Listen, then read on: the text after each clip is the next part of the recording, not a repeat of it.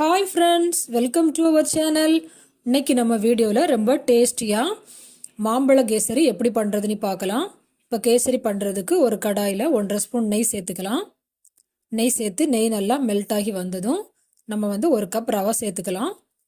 ரவையை நல்லா சிம்மில் வச்சு நல்லா கலர் சேஞ்ச் ஆகிற அளவுக்கு நம்ம நல்லா வறுத்து எடுத்துக்கலாம். பாருங்கள், இப்போ இது எல்லாத்தையும் நம்ம நல்லா செவந்து வர அளவுக்கு நல்லா வறுத்து எடுத்து இன்னொரு தட்டுக்கு மாற்றி வச்சுக்கலாம்.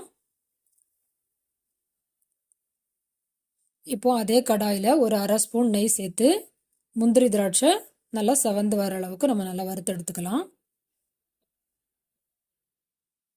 இப்போ பாருங்கள், இது எல்லாமே நமக்கு நல்லா ரெடி ஆகிடுச்சு. இப்போ இதையும் ஒரு தட்டுக்கு மாற்றிக்கலாம்.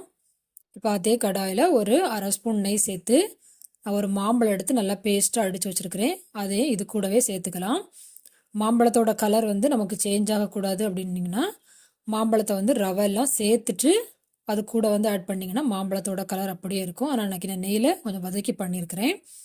இப்போ அதுக்கு 1.5 கப்பு தண்ணி சேர்த்து அது கூட கொஞ்சம் ஃபுட் கலர் சேர்த்துக்கலாம். சேர்த்து எல்லாத்தையும் ஒரு வாட்டி நல்லா மிக்ஸ் பண்ணி எடுத்துக்கலாம். இப்போ பாருங்கள், இது எல்லாத்தையும் நம்ம நல்லா மிக்ஸ் பண்ணி எடுத்தாச்சு. இது இப்போ ஒரு கொதி வந்துடுச்சு. இப்போ நம்ம ரவையை சேர்த்துக்கலாம். ரவையை சேர்க்கும்போது நம்ம அடுப்பை நல்லா சிம்மில் வச்சுக்கலாம். அப்போ தான் கட்டிப்படாமல் வரும். இப்போ பாருங்கள், இது எல்லாமே நமக்கு ஒரு அரை வேக்காடு நல்லா வெந்து வந்துடுச்சு. இப்போ நம்ம இந்த ஸ்டேஜில் நம்ம சர்க்கரை சேர்த்துக்கலாம். இதையும் நல்லா ஒரு வாட்டி நல்லா கலந்து எடுத்துக்கலாம். நம்ம சர்க்கரை சேர்க்கும்போது கூட நம்ம லைட்டாக சிம்மில் வச்சு வதக்கணும் எடுத்தோம்னா கட்டிப்படாமல் வரும். இப்போ இது எல்லாம் நமக்கு நல்லா வெந்து வந்துடுச்சு. இப்போ கடைசியாக இது கூட 1 ஸ்பூன் நெய் சேர்த்து எல்லாம் நல்லா கலந்து எடுத்துக்கலாம்.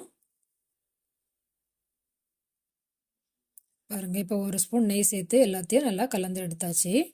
இப்போ நமக்கு கேசரி சூப்பராக ரெடி ஆகிடுச்சு.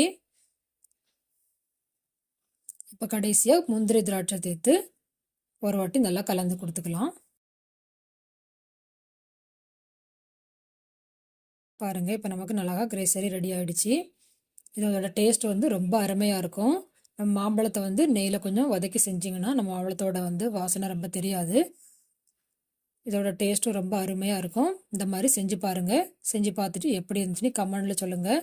மறக்காமல் பாரத் ரெசிபி தமிழ் சேனலை சப்ஸ்கிரைப் பண்ணிக்கோங்க. பக்கத்தில் இருக்க பெல் பட்டனை கிளிக் பண்ணிக்கோங்க.